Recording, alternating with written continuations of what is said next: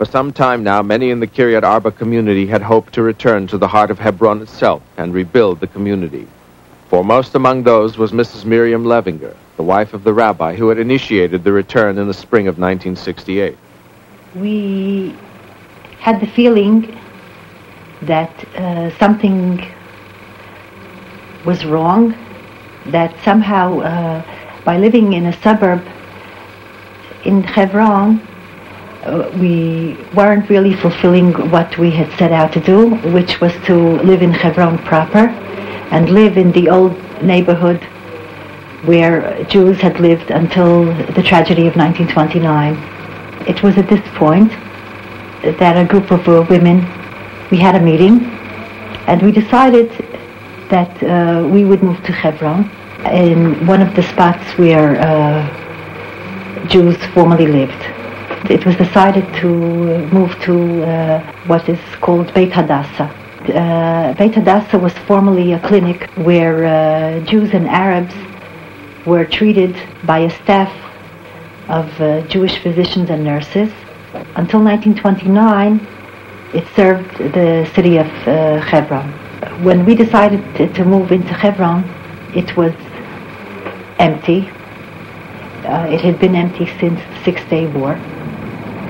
And one night, about 12 women and 30 children left Kiryat Arba at 3 o'clock in the morning, and we went down to the street which is behind Beit Hadassah. We put up a ladder to the courtyard, and all the women and children scurried up the ladder into the courtyard and into Beit Hadassah. We announced that we had come to establish the new Jewish community in Hebron proper. At first, the group's action meets with strong opposition from the Israeli government, which feared strong Arab resentment and reaction. There was a lot of discussion in government circles, for and against. In the end, the people in the government decided to leave the women and children there, but we were told that whoever went out the front gate couldn't come back in again. So we stayed in Beit Hadassah, and supplies were brought to us. We had no running water, no electricity, and no windows. And we lived like that for about half a year, at which point my son became sick from hepatitis, and then a commission came to examine the conditions in Beit Hadassah, and the authorities decided to put in electricity and running water.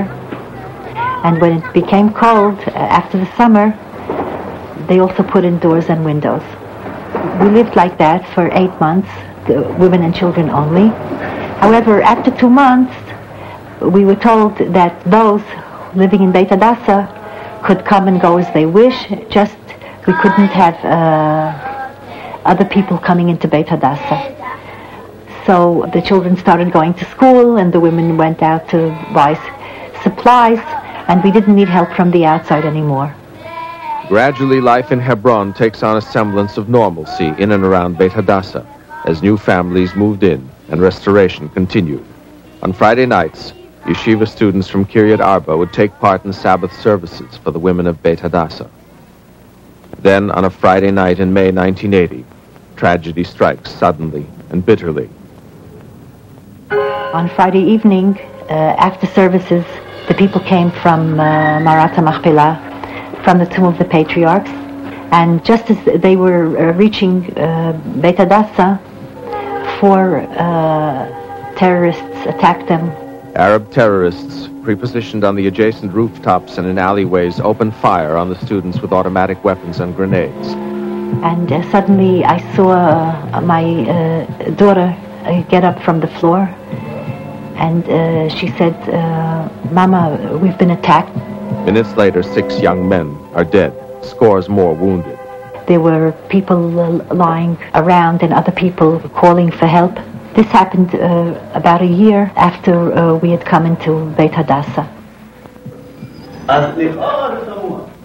Overcoming its grief, the Jewish community establishes a yeshiva in downtown Hebron in memory of the 6 youths. Today, the Yeshiva Shavei Hebron numbers 110 students who combine Torah studies with army service, and a new tradition begins.